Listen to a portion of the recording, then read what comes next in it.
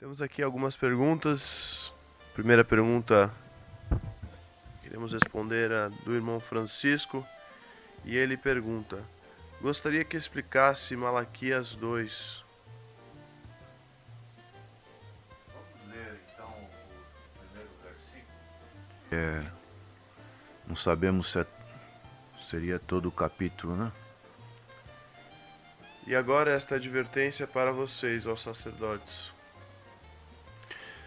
Então aqui, o início desse capítulo, o profeta fala: e agora, ó sacerdotes.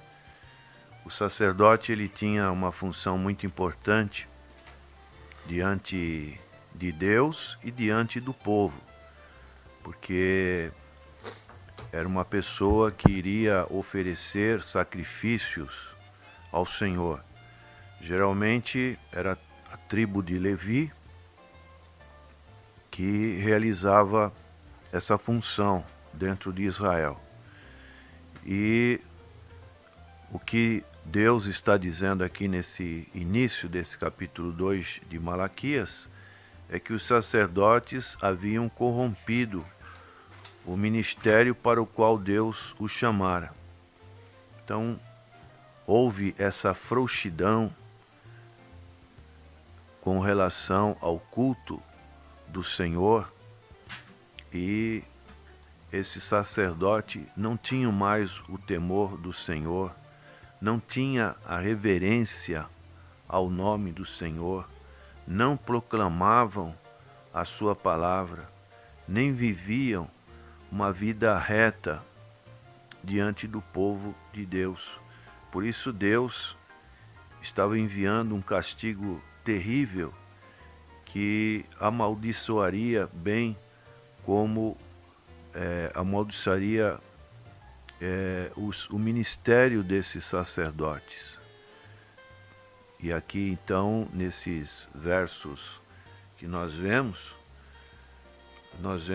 a maldição que o Senhor estava enviando para esses sacerdotes. E isso tem uma relação também com aqueles que ministram a casa de Deus, que é uma situação que nós precisamos ter todo o cuidado. O Senhor está falando aqui sobre aliança, e ele vai utilizar então na segunda parte desse capítulo 2 a questão dos casamentos. E ele vai fazer essa analogia com os sacerdotes, colocando o casamento no meio. Então, a partir do verso 10, nós encontramos essa situação até o final desse capítulo, até o verso 17, nós encontramos o Senhor falando a respeito dessa aliança que o povo não estava correspondendo. Era um povo desleal, uns para com os outros, profanando o concerto que o Senhor tinha feito com os pais, que foi Abraão, Isaque e Jacó. E o Senhor vai dizer que Judá foi desleal, abominação se cometeu em Israel, em Jerusalém, porque Judá profanou a santidade do Senhor e se casou com uma filha de Deus estranho. Então era algo que não agradava o Senhor. Era algo que era ofensivo ao Senhor. O povo deixava as mulheres da sua mocidade e pegavam outras mulheres novas, e essas mulheres eram mulheres de outras nacionalidades, que cultuavam outros deuses. E isso havia corrompia o povo de Deus. Nós sabemos que Malaquias é um profeta pós-exílio babilônico. E Esdras e Neemias, que são contemporâneos, também fizeram em seus livros essa questão desse acerto com relação ao povo de Israel, que o povo de Israel não casasse com mulheres estranhas e também as mulheres não casassem, as mulheres hebreias não casassem com homens de outra nacionalidade. E isso era um casamento desleal. Da mesma forma, a aplicação para os nossos dias é que você que é crente busque estar também casando com uma mulher ou um homem que seja da mesma fé, para que não entre em desacordo com a palavra do Senhor. O relacionamento de casamento é um concerto altamente estimado por Deus. E a Bíblia instrui os crentes a buscarem um parceiro também crente para assegurar a santidade no casamento. Então é uma vida de aliança que requer um comportamento justo e fiel dentro das fronteiras do casamento. Deus aborrece atitudes de um coração duro que destroem muitas das vezes essa aliança e produzem o divórcio. Então, obedeça a Deus. Casa-se somente no Senhor. Seja amável e fiel para com o seu cônjuge, porque isso vai honrar o concerto que você fez com a pessoa, com Deus. Confie no Senhor para restabelecer a esperança num casamento aparentemente sem esperança. Esteja desejoso por reaprender a amar, entender e perdoar o seu cônjuge. Então é sobre isso que este profeta está falando, nesse relacionamento que é tão importante, porque Deus sustenta a aliança matrimonial. Assim como nós temos aliança com Deus, devemos ter também uma aliança com o nosso cônjuge. Recebemos aqui de novo a pergunta a respeito. Recebemos aqui de novo a pergunta a respeito da carne de porco. E o pastor novamente estará aqui para responder se é ou não proibida de acordo com Marcos capítulo 5. Nós já estivemos respondendo aqui durante a semana, mas o irmão novamente tem perguntado. Então o pastor responderá. A carne de porco seria proibida de acordo com Marcos 5? Não vemos nenhuma relação nesse caso, porque aqui o contexto está falando de uma pessoa endemoniada, um gadareno, mas Gadara era uma das regiões do Mar da Galileia, o lago de Genezaré, onde o Senhor visitava essas aldeias, essas comunidades, e vivia ali esse homem com espírito maligno, sendo possesso, uma pessoa que vivia no meio dos sepulcros, e uma situação extremamente, profundamente desgraçada. E o Senhor, Ele expulsa esse demônio, e o Senhor ainda pergunta qual o teu nome, e esses demônios respondem: Legião é o meu nome, porque somos muitos. E não sabemos o porquê o Senhor permitiu que essa legião fosse dada entrada nos porcos, e a manada se precipitou por um despenhadeiro no mar. E diz o texto que eram quase 2.000 e afogou-se no mar. É uma situação que não tem relação com o fato de comer ou não carne de porco. Nós temos em Atos, capítulo 15, aí sim a determinação do que devemos ou não comer. Esse texto foi uma espécie de um concílio, onde foram dadas normas para aqueles crentes gentílicos que não vinham do judaísmo, e agora estava uma controvérsia com relação a circuncidar ou não circuncidar, conforme o uso de Moisés. Houve uma contenda, e Tiago, tomando da palavra, ele deu essas instruções que nós encontramos no verso 20.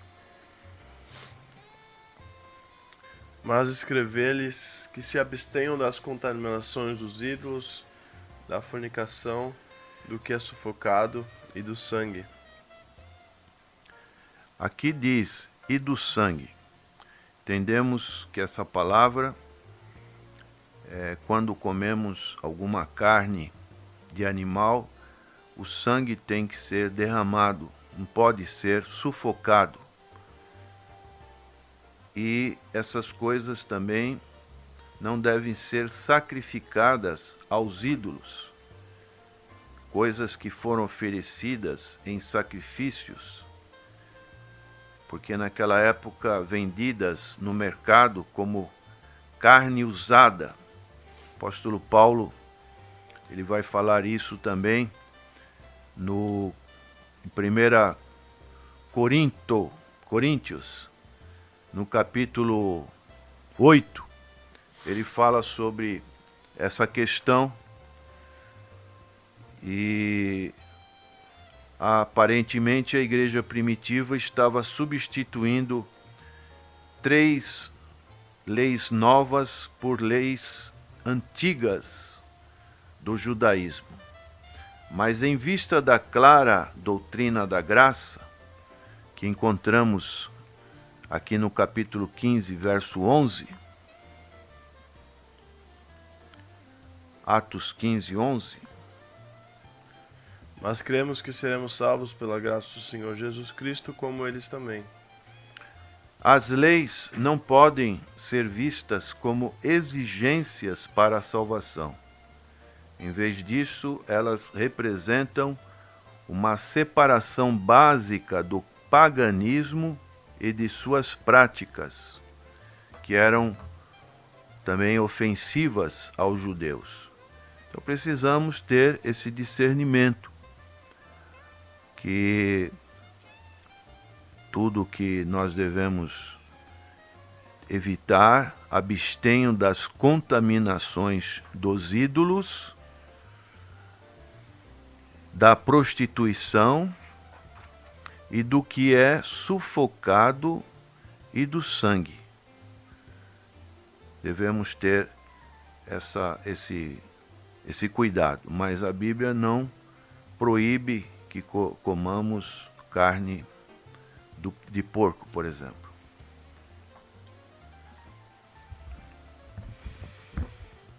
Amém. Temos aqui outra pergunta.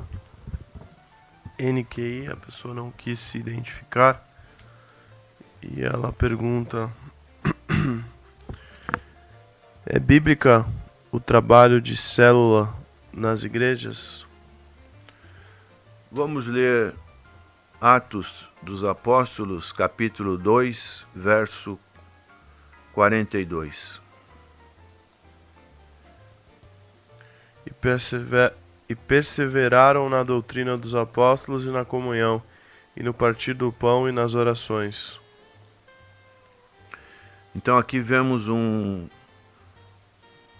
início da igreja primitiva que sempre deve ser o nosso paradigma, nossa bússola para a instrução da igreja. Eles perseveravam na doutrina dos apóstolos, conforme Efésios capítulo 2, fala sobre isso, que sois edificados, sois da família de Deus, sois povo de Deus, edificados sobre o fundamento dos apóstolos e dos profetas, da qual a pedra angular, pedra principal, é o Senhor Jesus Cristo. Então isso é a base da nossa vida cristã e a nossa vida coletivamente. Aí Lucas, que é o autor de Atos, ele diz, e na comunhão. Então, a comunhão significa estarmos junto com outras pessoas. Aonde seria esse lugar? Aqui diz, no partir do pão e nas orações.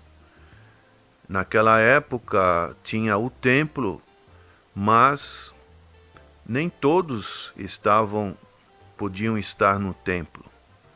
Sabemos que o dia de Pentecoste foi numa casa, estavam todos reunidos na casa, a Bíblia não fala o local exato, encheu toda a casa em que estavam assentados. Então não foi no templo de Jerusalém. Provavelmente na casa da mãe de Marcos, o próprio Marcos. E eram casas que eram utilizadas para reuniões. Então a igreja começou em lares, em casas. O apóstolo Paulo diz para o carcereiro de Filipos, crê no Senhor Jesus e serás salvo tu e a tua casa.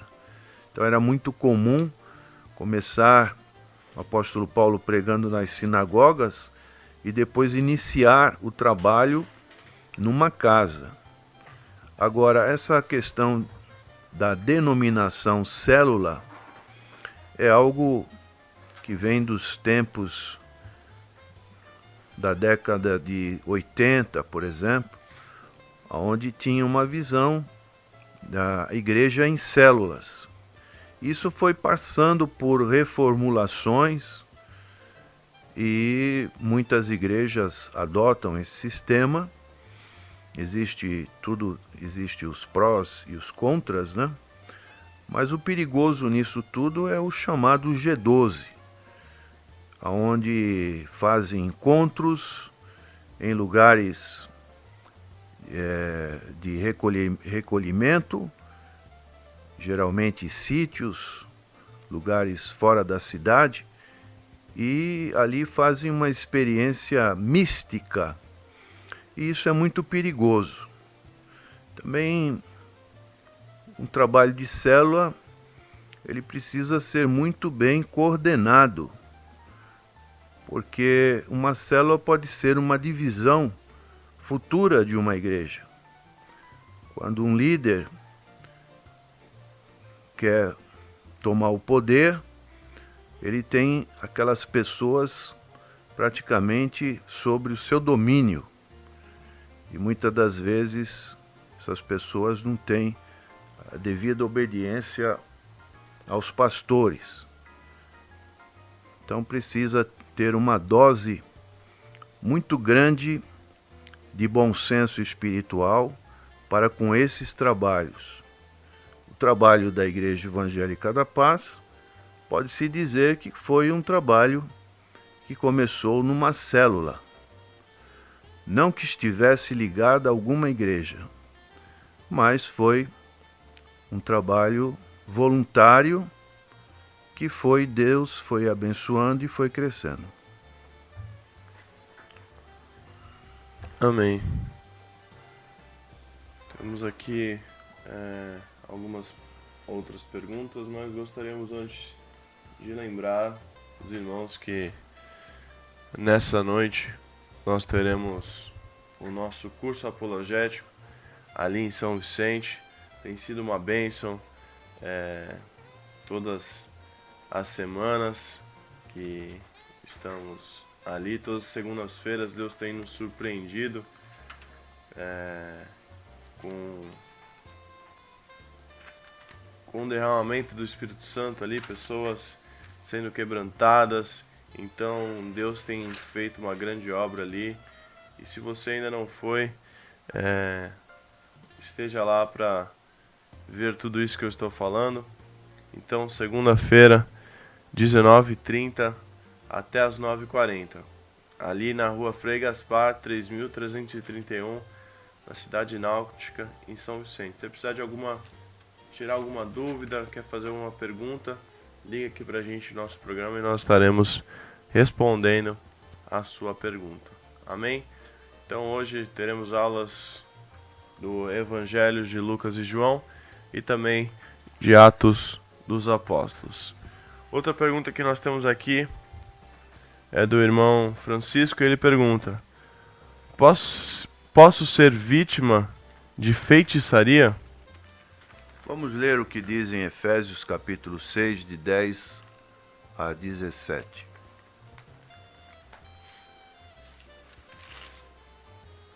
Nos demais, irmãos meus, fortalecei-vos no Senhor e na força do seu poder. Revesti-vos de toda a armadura de Deus, para que possais estar firme contra as astutas ciladas do diabo.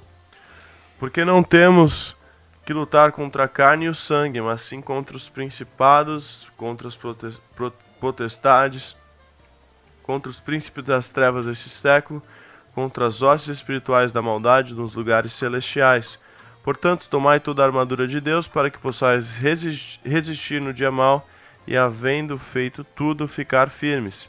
Estais, pois, firmes, tendo cingidos os vossos lombos com a verdade, e vestida a couraça da justiça, e calçado os pés na preparação do evangelho da paz, tomando sobretudo o escudo da fé, com o qual podereis apagar todos os dardos inflamados do maligno. E tomai também o capacete da salvação e a espada do Espírito, que é a palavra de Deus. Prezado irmão Francisco, você só pode ser vítima de feitiçaria se você não estiver com Cristo. Se a sua vida estiver em aliança com Cristo, você não precisa temer qualquer coisa, qualquer tipo de superstição, de mandiga, porque o sangue de Jesus, ele nos protege. Maior é o que está conosco do que o que está no mundo. Então, o crente não precisa temer nenhum dessas possibilidades de encantamento, de qualquer coisa, de olho gordo, qualquer coisa, porque ele está coberto em aliança com Cristo. Agora, se a sua vida não estiver em aliança com o Senhor, uma vida santificada, uma vida concordes com a palavra do Senhor, você está dando brecha para o inimigo. E o inimigo, se a casa estiver vazia, ou ela vai estar com o Senhor Jesus, ou vai estar com o inimigo. Então proteja a sua casa, que é o seu ser. Não deixe que o inimigo crie ninhos dentro de você. Esteja sempre alerta, como diz esses versos que foram lidos. Então esteja, porque a nossa luta não é contra a carne e o sangue, mas contra principados e potestades. E Paulo está recomendando tomar toda a armadura e estar preparado, vigilante, para que você possa suportar qualquer coisa que vem contra a sua vida.